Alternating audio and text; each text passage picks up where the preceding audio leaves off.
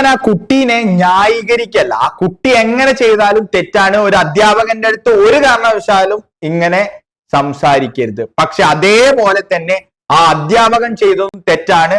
ആ അധ്യാപകന് ആ കുട്ടീന്റെ വീഡിയോ എടുത്ത് സോഷ്യൽ മീഡിയയിൽ ഇടാനുള്ള ഒരു റൈറ്റ്സും ഇല്ല.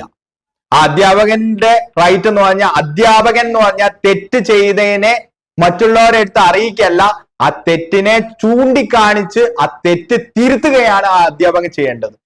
Hi, this is doctor Kamal Madhav. ഞാൻ ഈ വീഡിയോ ചെയ്യാനുള്ള പ്രധാന കാരണം, നിങ്ങളൊക്കെ വീഡിയോയിൽ കാണാൻ മതിയോ, ഒരു പയ്യൻ ഒരു മാഷ് എടുത്ത് ദേഷ്യപ്പെടുന്നതും കൊല്ലുന്നതും അതേപോലെ തന്നെ ഭീഷണി ഉയർത്തുന്നതൊക്കെ നമുക്ക് കാണാം. ഈ റെക്കോർഡ് ചെയ്ത വീഡിയോ ആ പാരന്റ്സിന് കാണിച്ചു കൊടുത്തിട്ട് ഒരു വാർണിംഗ് കൊടുത്തിരുന്നെങ്കിൽ ആ കുട്ടിക്ക് ഇത്രയും മാനസിക ബുദ്ധിമുട്ടുണ്ടാവാൻ ചാൻസ് ഇല്ല. ക്രിമിനൽസ് ആയിട്ട് ആരും ജനിക്കുന്നില്ല.